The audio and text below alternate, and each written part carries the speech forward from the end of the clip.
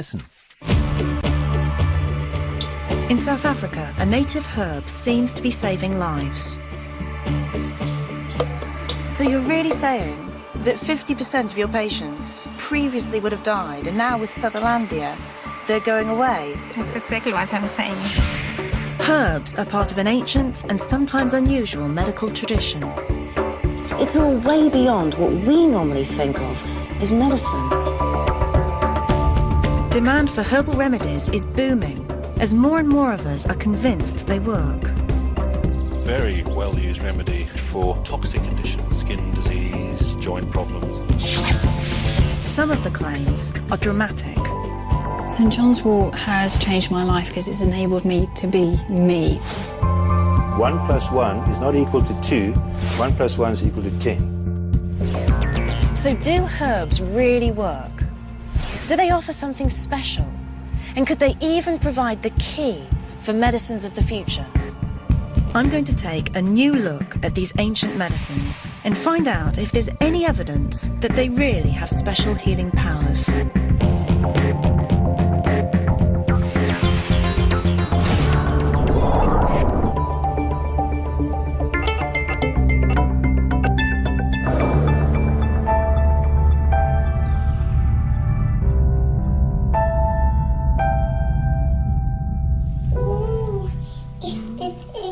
We've got a rainy day today, haven't we? Isha Mystery was born with eczema. Last night.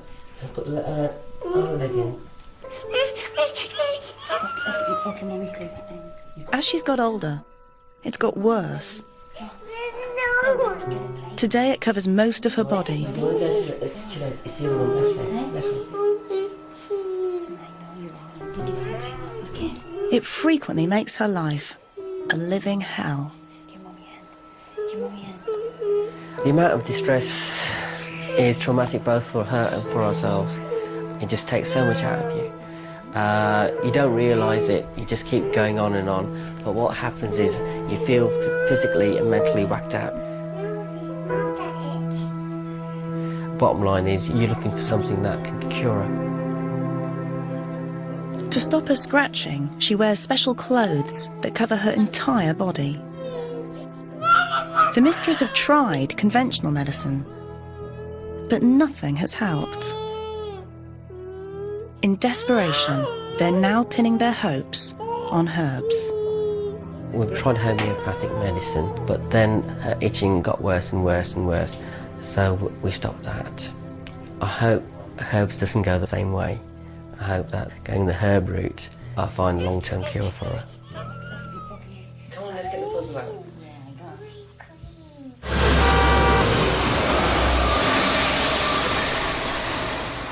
The Mysteries are just one of hundreds and thousands of families who are turning to herbs.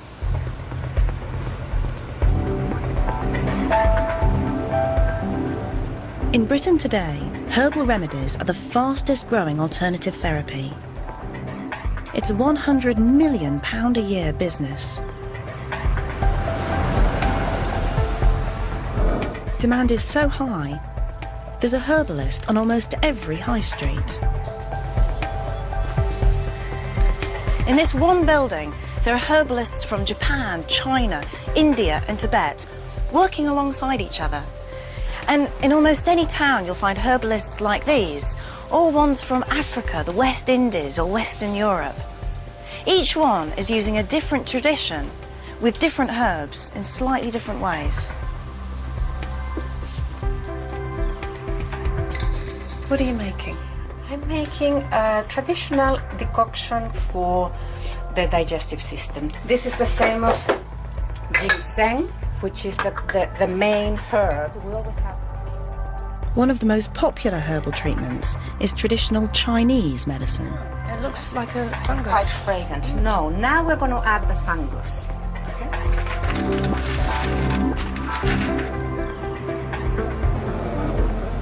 Practitioners claim to cure everything from acne to smoking.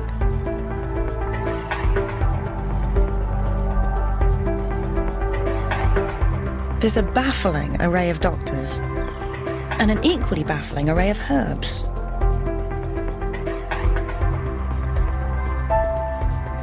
For instance, saw palmetto, which is for male urinary discomfort.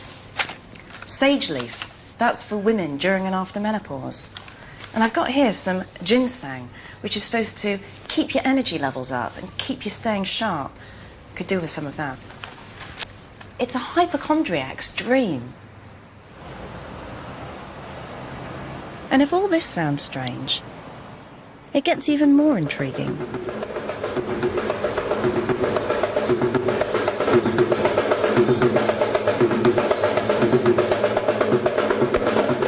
This may not look like a medical treatment, but this dancing is a part of the Ayurvedic medical system that comes from Sri Lanka, which uses herbs and oils to treat the body, but dancing to treat the mind. It's all way beyond what we normally think of as medicine.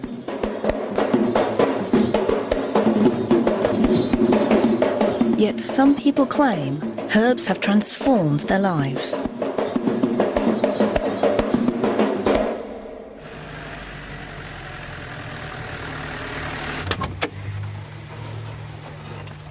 One of these people is Michael Campbell. For years, he suffered from crippling leg pains. I would walk for 400 yards and then I had to stop because the pain was so severe.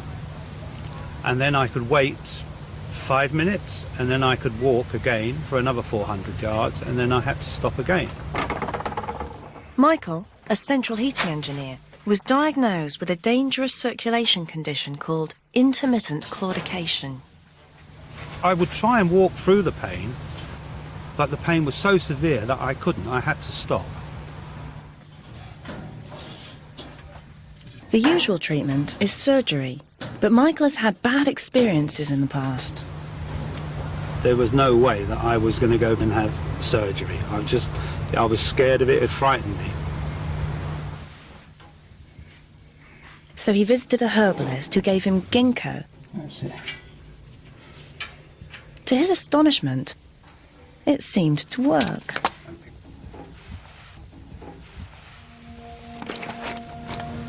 I don't know how it works. I don't know how aspirin works either, but I know that ginkgo is beneficial to me. I can walk for 4 to 5 hours. Sometimes I have to slow down a bit. These are things I couldn't do before, but I can now do it with ginkgo.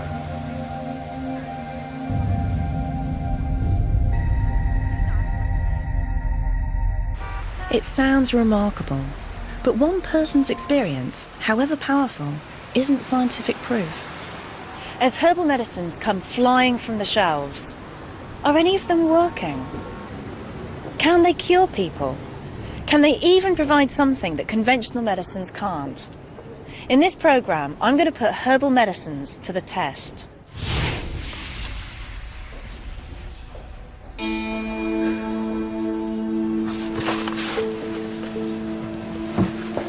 Herbalists can point to thousands of years of accumulated knowledge.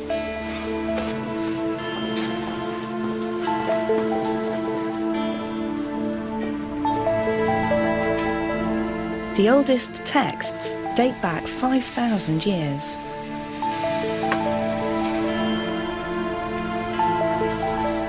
Today, researchers are still collecting and recording how they were used traditionally.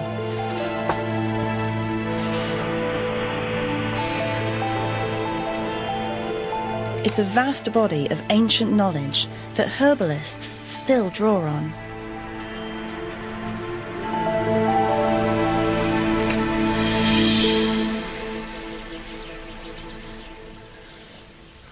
The wonders of an ordinary meadow in England is that you're actually surrounded by medicines.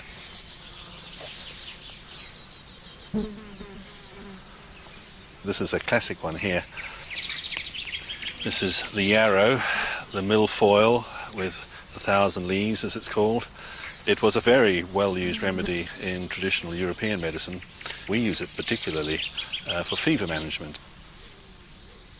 For many people, the very naturalness of herbs is one of their big attractions. Here, right next to it, is the agrimony. It's the church spire, as it's sometimes called for obvious reasons. The root of this is one of the best astringent remedies we have for children. It quietly calms and almost numbs an agitated digestion. You can see the long strap-shaped leaf here.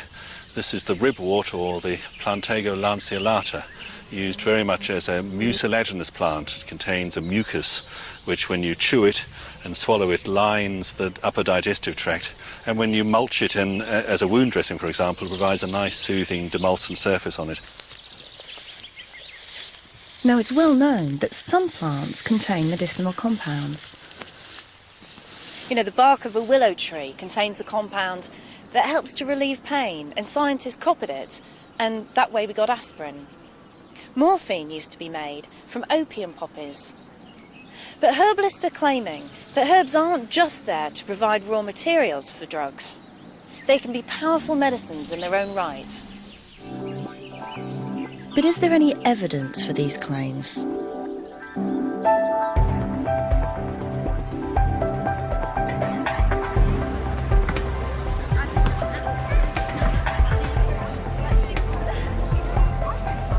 To find out more, I've come to Exeter to consult Simon Mills.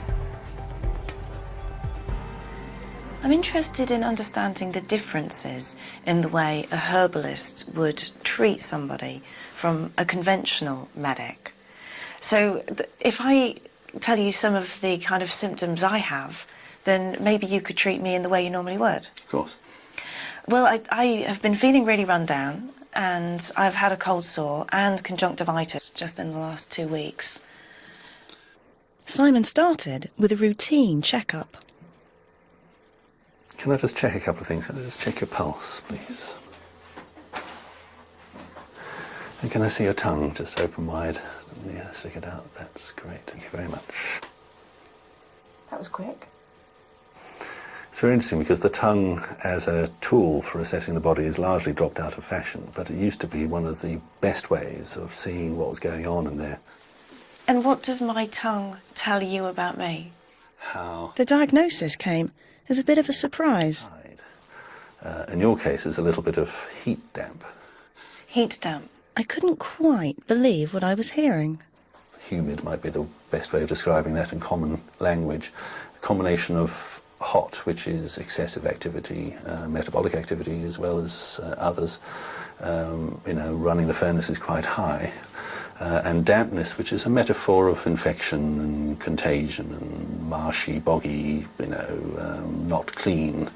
Dampness is the old... Hot, damp, marshy, boggy, not clean. Now, herbalists claim it's a useful way of putting people into categories because it helps them get behind the symptoms to the whole person. But it sounds bizarre to me. If you mean by hot that I'm very active and by damp that I'm quite prone to illness, well, yeah, of course, those two things are quite right about me. So I can see why they might be valuable in talking about my health, even if they're not terms that I might have used originally. And they come He also told me that characterising people by personality type tells him which herbs to prescribe. And so there are herbs which are cooling and drying, for example. There are herbs with a heating and drying. They tend to be these hot spices like cayenne or ginger. There are herbs which are all other forms of combinations. As everybody has an individual story, an individual face, an individual life history, inevitably that means they will have an individual treatment plan. I left Simon with mixed feelings. The notion of personality types isn't based on any science. But I can see the attraction of an approach that focuses on the individual. If there's one criticism I have with Western medical approaches, it's that the body can be seen as a machine that goes wrong sometimes. We just try to fix the bit that goes wrong. I like the idea of individualised medicines to treat each of us, because of course all of our bodies are extremely different. So having suitable things that are tailored right for us makes sense.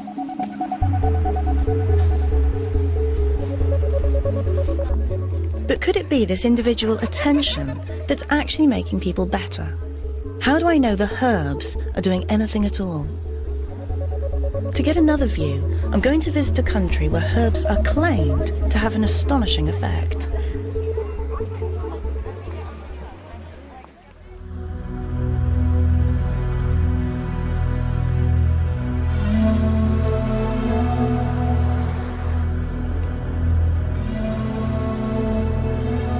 In South Africa, there's a long and vibrant tradition of herbal medicine.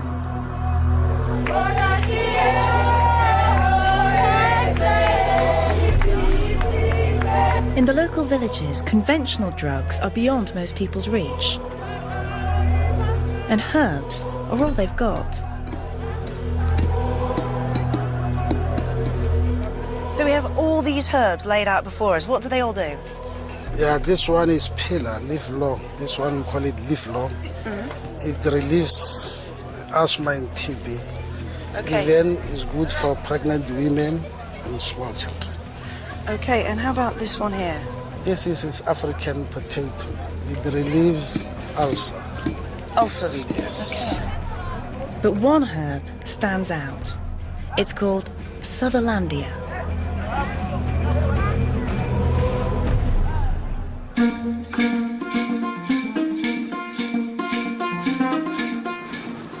I'm driving up the east coast of South Africa through KwaZulu-Natal. I'm just about to meet a woman who claims that Sutherlandia has some intriguing properties.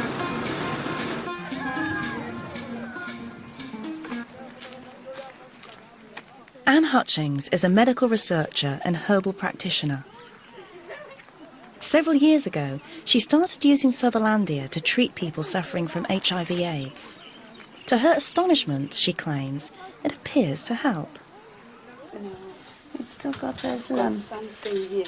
You've got something here. Yes. Okay. Have you been coughing? Nonhlashla has had AIDS for 11 years. In my thumb. Anne Hutchings started treating her 6 years ago. Have a look. All right, you can close it now. It'll get stiff. The sore here, is it getting better? Yeah, it's better now. It's better now. Yeah. All right. What difference has Sutherlandia made to you? Give me the power. I've got the power now. If I'm loss of appetite, the Sutherlandia make me eat. Makes you hungry, doesn't it? Yes. And the pain go away. Pain goes away. Go away. And without Sutherlandia, how do you think you'd be now? Without Sutherlandia, I'm going to die. I think I'm going to die if I haven't got Sutherlandia.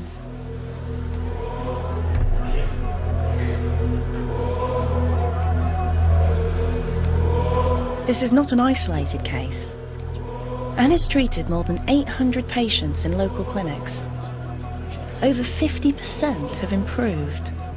She even claims Sutherlandia boosts the immune system by increasing white blood cells.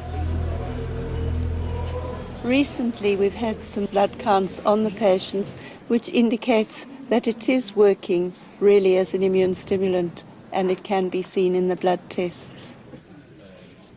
Her figures appear to suggest that in some cases, the white blood cell count has doubled to near normality. So you're saying that the Sutherlandia helps to increase people's blood counts, their white blood cells, which improves their health? Yes, and their resistance to infection. Anne's work is controversial and not documented yet. But she's not claiming Sutherlandia is a solution to AIDS, merely that it's helping some people. I mean, I've been told to try it and that it would probably boost the immune system, but I don't think anybody knew quite what it would do. A lot of my patients swear it's saved their lives, and I think it has. It improves the quality of life, and I believe it does extend people's lives. I think it's actually very exciting. I think it's one of the most exciting things that has happened.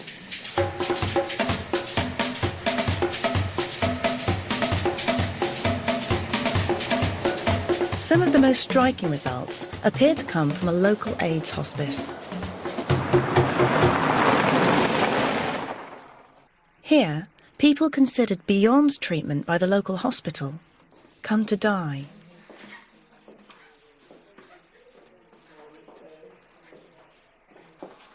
This patient arrived in a coma 4 days ago. She's been having daily doses of Sutherlandia and has already improved significantly. She looks much better than when she came. Already? Yeah. We only take those patients who are dying, who have been rejected by the hospitals, maybe times by the families. And they come here just to die. But since we started with Sutherlandia, we were able to discharge 50% of our patients, and they would go back to work and they become so strong. I mean, depending what stage they come into us. So you're really saying that 50% of your patients previously would have died, and now with Sutherlandia, they're going away? That's exactly what I'm saying. Yeah, it's just that. That's amazing. And what happens then? After they've almost died, they've come here, they've started Sutherlandia. How much longer do your patients usually live for? I've seen the patients living for 3 years after that, provided they come back and then they take on Sutherlandia.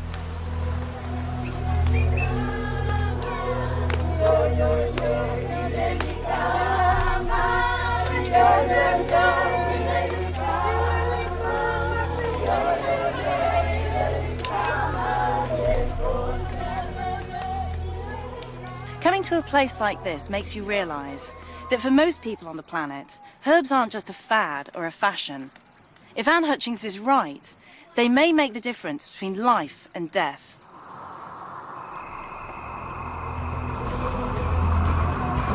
The stories are really moving. But I'm a Western-trained scientist, and to convince me and other scientists in the West that herbs really work, I need to find evidence that's more solid than this.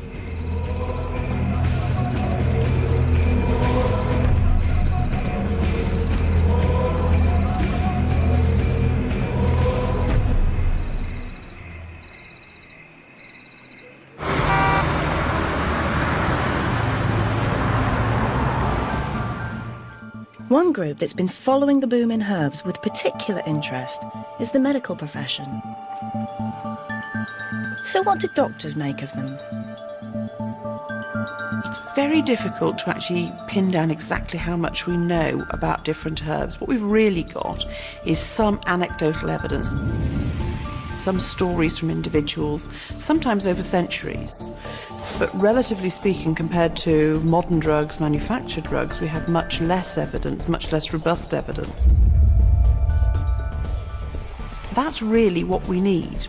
We need that kind of information and evidence because, quite simply, if something is effective, it's also potentially dangerous.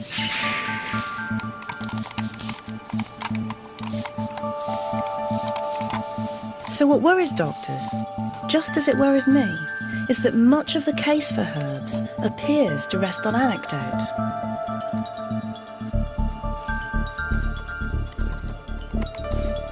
And it seems to me that the problem is that here in Britain, herbs are right outside the mainstream of science. So there's very little will and almost no money to really investigate them properly.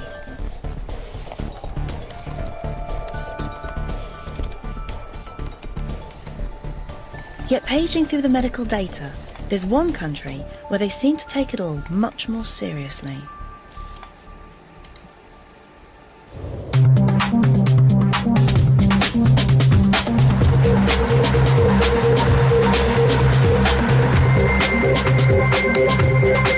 That country is Germany, where for particular historic reasons, there's never been a sharp division between science and herbalism.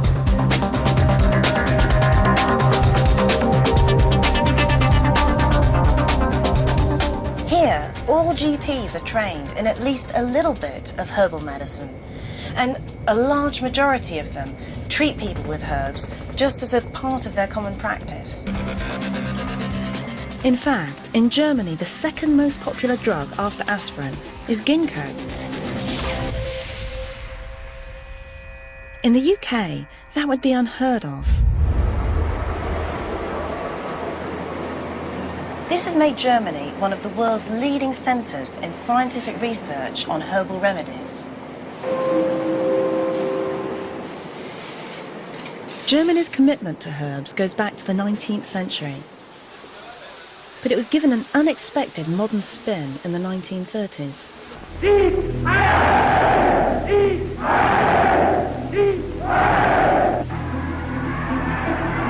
The Nazis, in the search for a uniquely German health system, saw in herbs the medicine of the common people.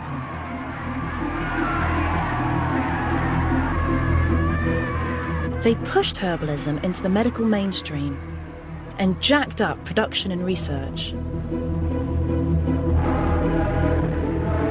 Today, the Nazi contribution to herbalism in Germany is controversial. Yet there's no doubt that this fascination with herbs still lives on.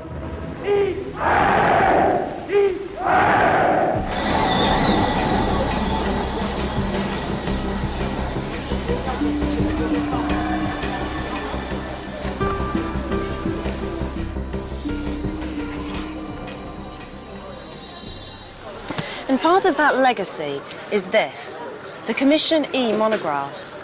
It's probably one of the most comprehensive dossiers ever put together in the world on the safety and effectiveness of herbs. The monographs are the result of 20 years' work by researchers and manufacturers during the 1980s and 90s. Of the 300 different herbs that were tested, 191 were approved, so from arnica to yarrow. And this is used as the basis for any new registration of a herbal product in Germany. The monographs represent the first systematic attempt to put herbal remedies on a rigorous footing. Yet looking through them, I have problems.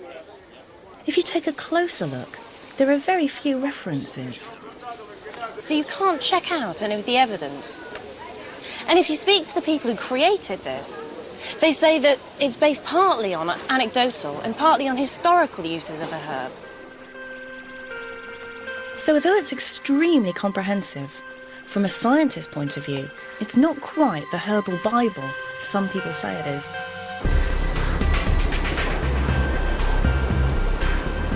What I need is a technology that can show what herbs are really made up of.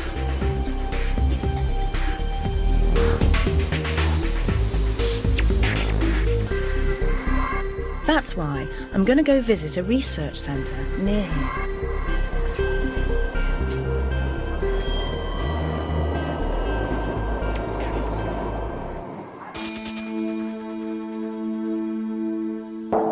In state-of-the-art labs like these, scientists have discovered in recent years that it's possible to analyse plants in the sort of detail that Commission E researchers could only have dreamt of.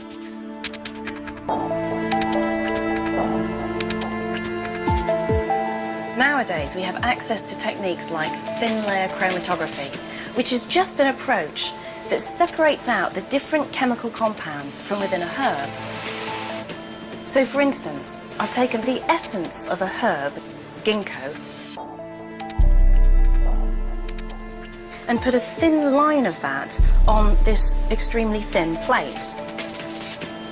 And I put the whole thing into a liquid, which soaks up this thin plate and carries up the different chemical compounds by different amounts. Now, you can't see much on this yet, but I'm going to do some things to it that should reveal what chemicals are inside the ginkgo. And I just have a supply of nitrogen here. There we go. And after spraying, you can see some little yellow lines that have gone up the plate. Now, you still can't see that much, so I'm going to go try something else.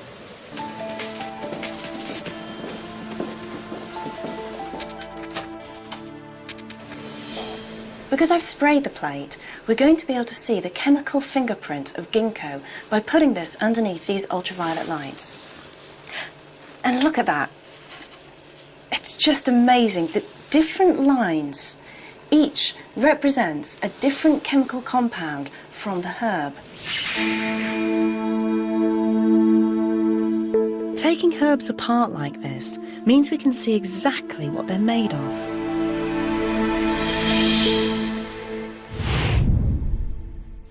So if you look at the fingerprint from the ginkgo leaf, and you know how to read it, it's separated out into lots of different chemicals, some of which are ginkgolides, and they can help to prevent blood clots. Ginkgolides are a family of chemicals with known medicinal properties that are only found in ginkgo. This one here is from the hawthorn leaf, which is supposed to be good for the cardiovascular system. This contains some polyphenols, and these are able to make your heart beat stronger. So there's no question that herbs contain some useful chemicals. But it's not clear that they're actually in a form that the human body can absorb. In short, herbs have the potential to work. But that doesn't mean they do. To answer that question, they need to be tested on people.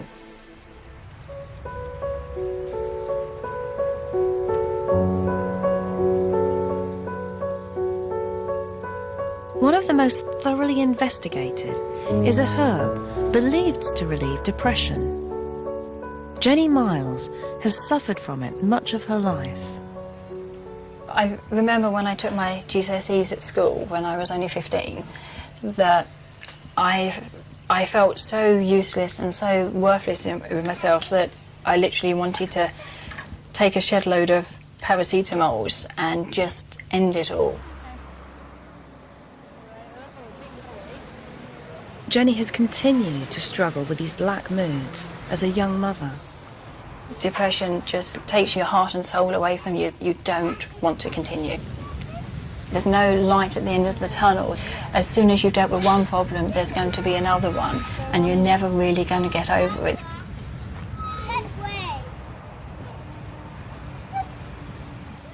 Jenny took antidepressants, but she didn't like the effect they had. It just blankets out everything you're feeling. It doesn't just take away the lows, it takes away the highs. It takes away the very essence of you, and you're literally walking around like a zombie.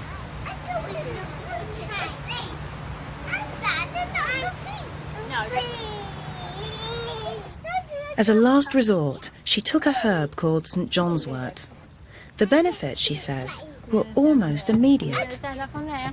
I was able to control my depression so much better than I'd ever been able to do before. I could hear myself about to snap at my husband for not having done anything wrong whatsoever and being able to stop it before I said it. It was so thrilling to be given something that worked so phenomenally well. Experiences like this have encouraged scientists to look more closely at St. John's wort.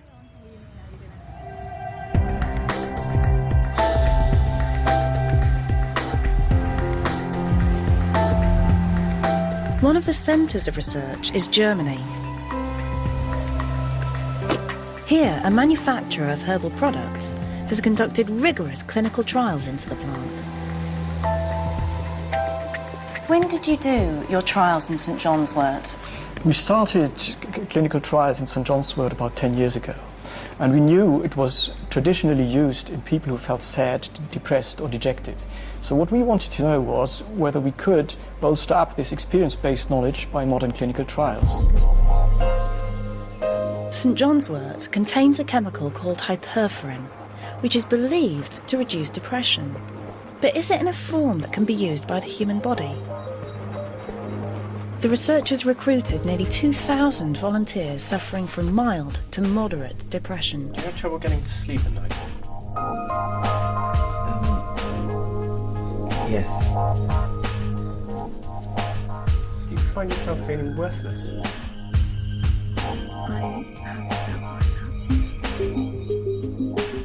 Have you considered ways that you'd end your life?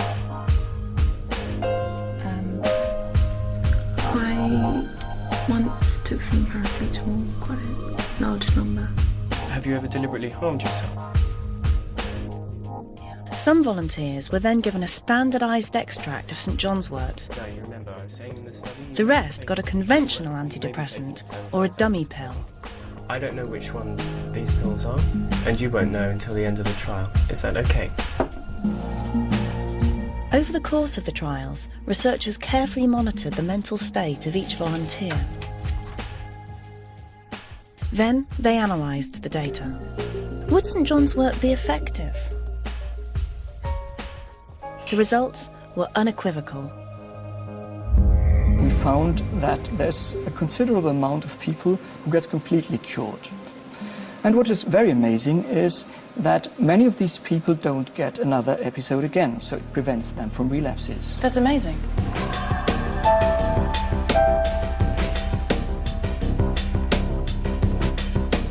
In the most recent trial, 50% of those who took St John's wort improved, against just 33% who took a standard antidepressant.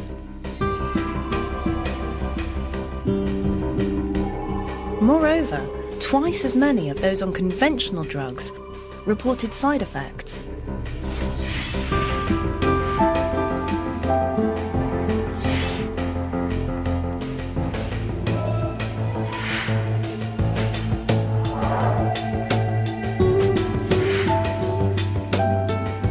St John's wort has changed my life because it's enabled me to be me. I'm blessed with two wonderful, beautiful children, and St John's wort has given me the power to be able to see that. And I can thoroughly enjoy being their mum.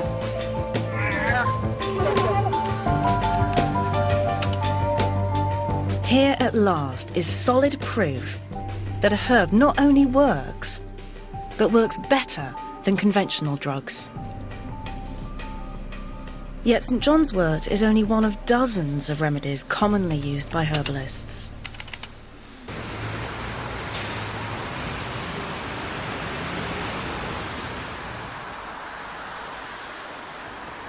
In Leicester, the Mystery family have been prescribed a cocktail of herbs to help with Aisha's eczema. It's good to see you all again, and Isha. This is now their third consultation with herbalist Saraine Foster. Progress is painfully slow. How's she been getting on? Her skin's improved slightly, you know, but it's like a very slow improvement kind of thing that happens. But her itchiness, her personal itchiness, her ability to control her hands, sometimes it feels like her fingers are possessed. Yes. You know, and it's just like you can't do nothing about it. Right. At the moment, Isha has eczema on her neck, on her front. I assume she's got it on her back as well, and she's got it on her legs and her feet. So it's pretty general. The skin is very leathery.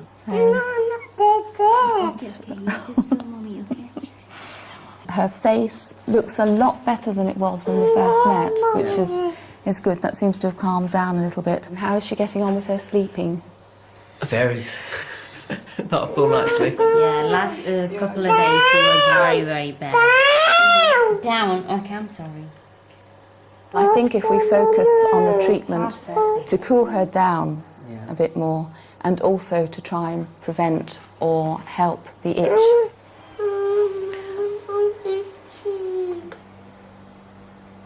Saraine brews up a new cocktail of 6 herbs to soothe and heal Aisha's skin. It includes calendula, bolota, ephedra, humulus, chamomile and marshmallow. Although she is still obviously troubled by itching, she has calmed down just so much. She also makes a couple of creams to help with the skin. For Aisha and her parents, the jury's still out on whether herbs will help them crack this most difficult medical condition. Two hands on. The herbs have helped, but it's a slow process. We just hope, rather sooner than later, that she gets better.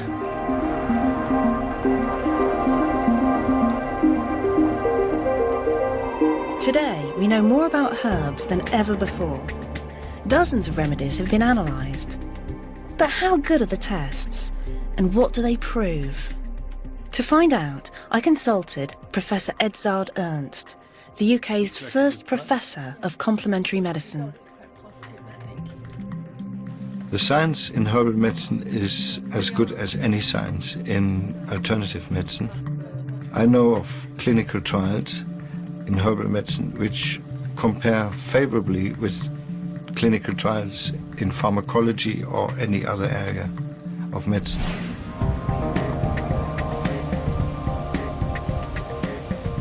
Ernst told me that there had been hundreds of trials on dozens of commonly used herbal remedies.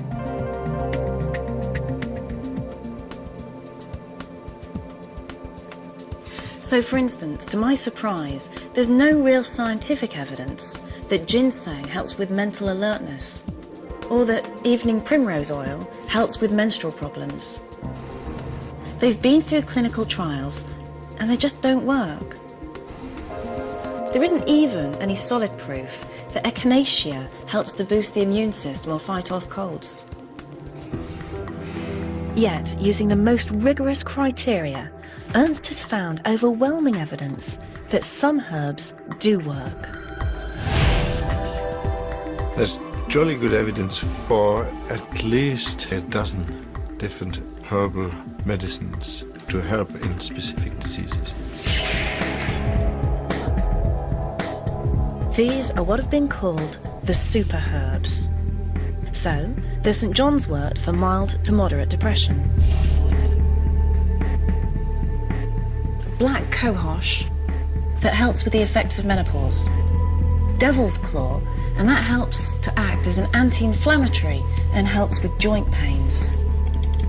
Garlic can reduce cholesterol and decrease your blood pressure as well. Saw palmetto, that one can help men with enlarged prostates to urinate better. Hawthorn can help with heart conditions. And horse chestnut can help some of the symptoms associated with varicose veins. These herbs have been proven to work. They've been through clinical trials that are just as rigorous as those used for conventional drugs. And there's the amazing ginkgo. Ernst and his team have found there's solid proof that it really can help people like Michael Campbell suffering from cramping conditions in the legs. But it may also help with tinnitus. It may even reduce memory loss in some people. Of course, none of this means these are the only herbs that work. They're merely the ones that have been tested. I'm sure that out there are dozens, hundreds perhaps, of treasures to be found within the plant kingdom. I'm absolutely convinced that this is not the end. We will continue to find very effective treatments from plants. But there's something more. What's causing real excitement is not that herbs work, but how they work. Unravelling this could just provide answers to some of the most difficult medical conditions of the 21st century.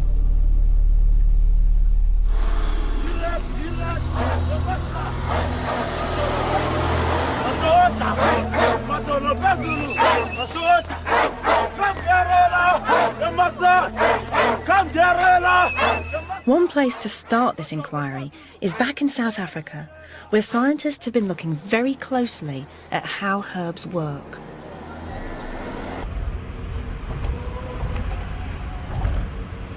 I'm at the University of Johannesburg, and here they're doing research into how Sutherlandia works.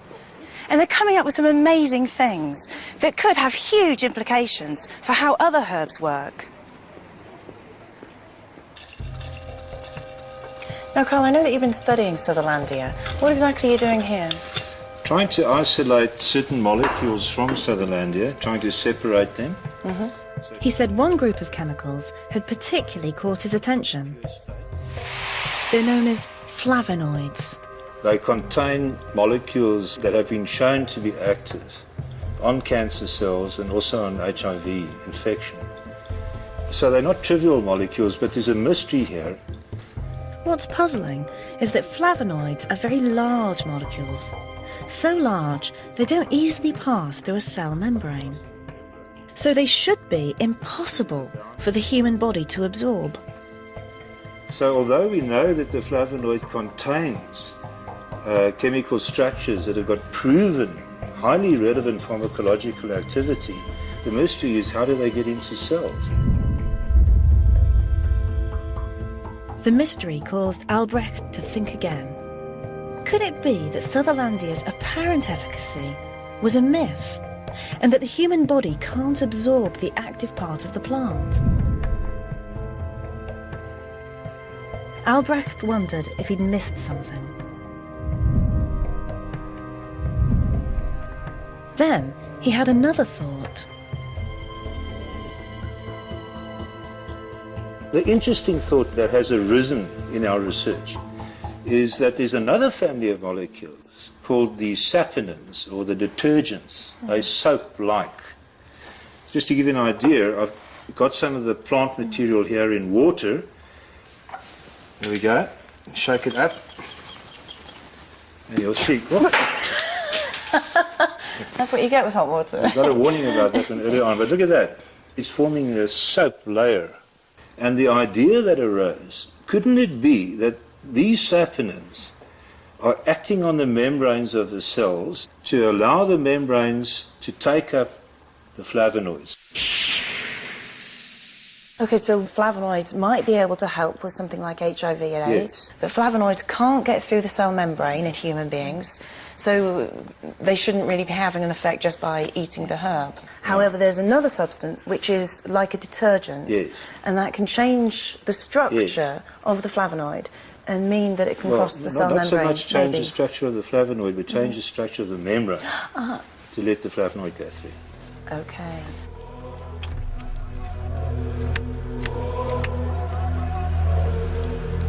In short, what makes a herb like Sutherlandia special is that unlike most conventional drugs, it's not a single chemical. It's a cocktail of chemicals that react together so the sum is greater than the parts. The simple but powerful thought here, this is a hypothesis, is that if you take the one and you take the other and you put them together, you get activity. So it's like 1 + 1 is not equal to 2, 1 + 1 is equal to 10. That is a powerful idea. It's a process called synergy. You might think of it as an orchestra with each of the different instruments working together.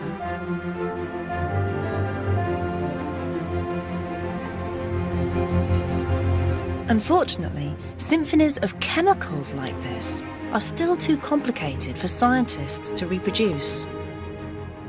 Yet there's tantalizing evidence that it's precisely this cocktail that gives herbs their special healing powers.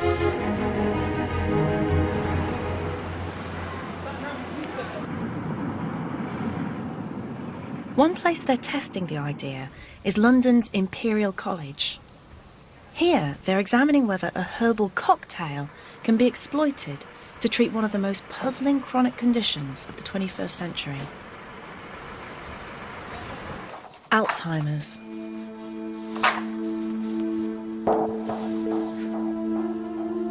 The research is being led by Dr. James Warner.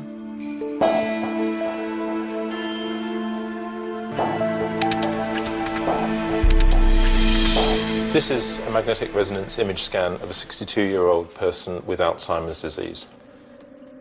The scan shows abnormally large black areas where brain cells have died. They also show an increase in fluid. The problem for doctors is that there's no clear understanding of what causes this multiple degeneration. There are a number of different theories, one of which is that there may be chemicals called free radicals attacking the brain tissue. There's another possibility, which is that the blood vessels in people with Alzheimer's disease begin to narrow, This causes an interruption to the blood supply to the brain, and as a result, brain cells die. So it seems that several different things are all contributing to Alzheimer's. And it's this very complexity that has made attempts to treat it using conventional drugs relatively unsuccessful. The difficulty is that creating medicines that can tackle several causes at one time is extremely difficult. Yet according to Warner, there's a herbal cocktail that might be capable of doing just that.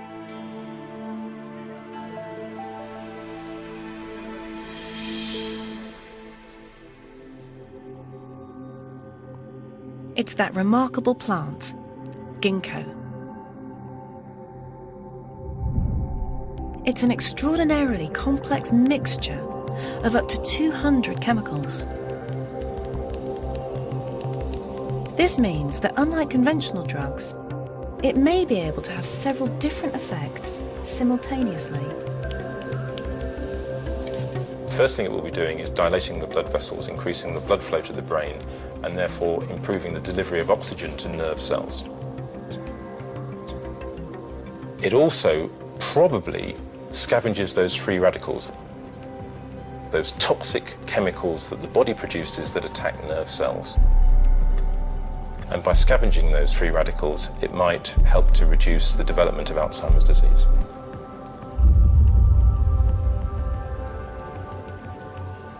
Attempts to do this synthetically have so far had limited success. So the great advantage of ginkgo is that we can't make anything as clever as this, or as complicated as this. Nearly all conventional medicines are a single chemical entity. They usually only have one action, whereas ginkgo has many actions.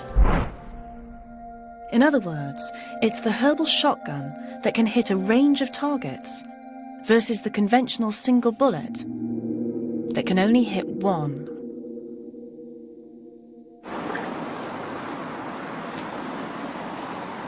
But is Warner right?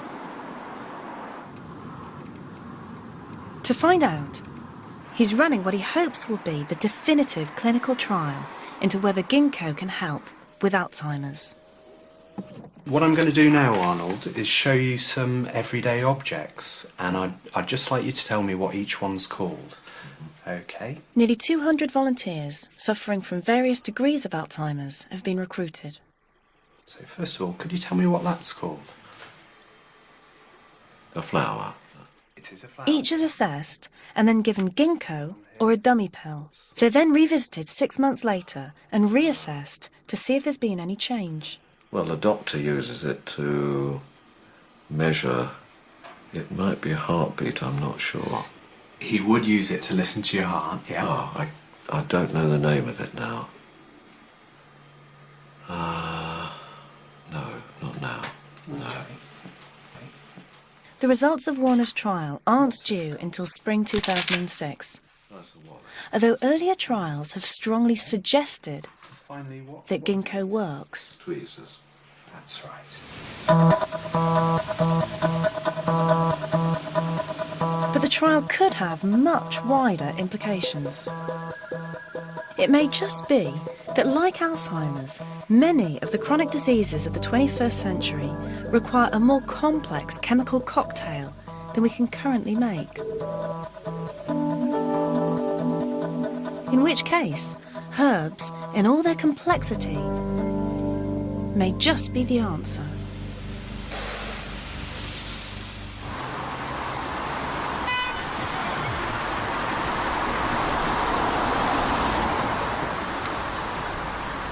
Back in Leicester, the mysteries are continuing to battle with exactly this kind of complex condition.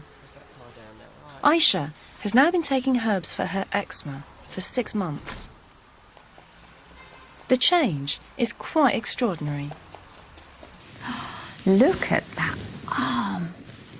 That is fantastic. And these hands, the skin is just marvellous. There's much more moisture on her skin than previously. Before, it used to be very wrinkly.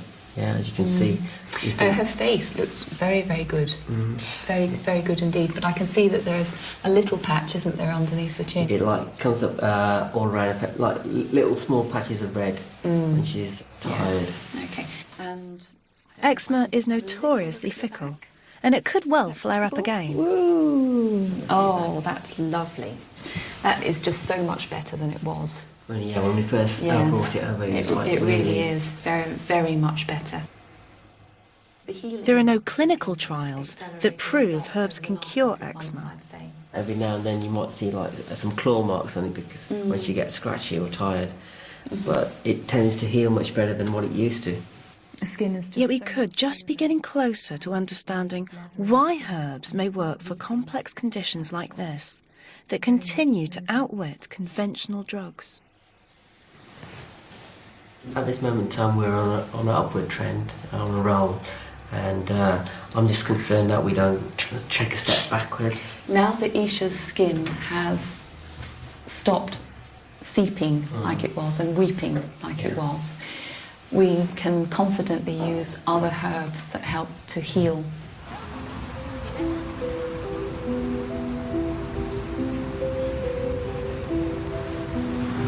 It's helped my daughter. Whether it's going to help anybody else's daughter, I can't guarantee that myself. But for my child, I believe it's been the right choice.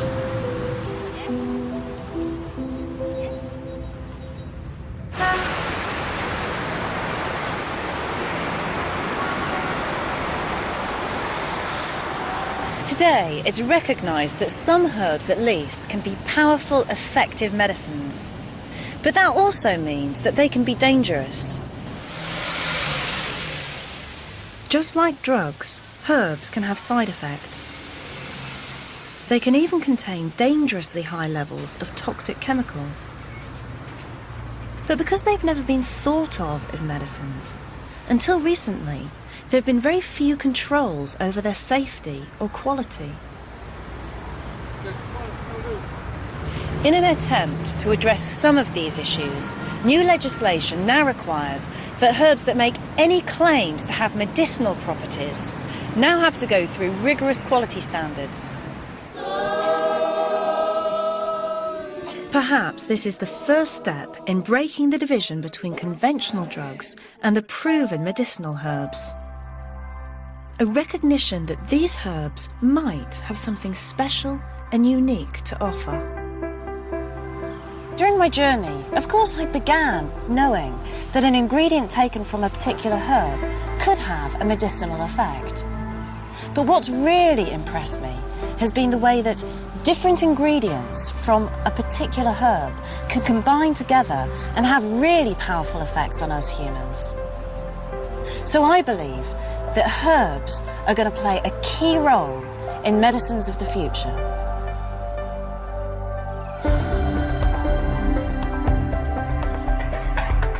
What started as an ancient wisdom just might provide new medicines that will help us all live longer, fuller lives.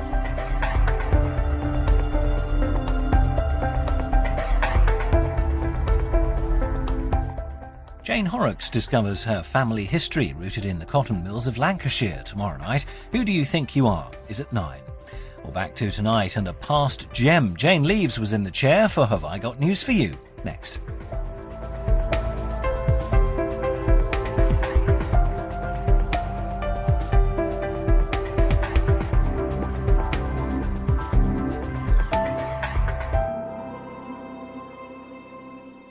For a free Open University leaflet about alternative medicine and details of all Open University programmes, call 08700 100 878 or log on to open2.net.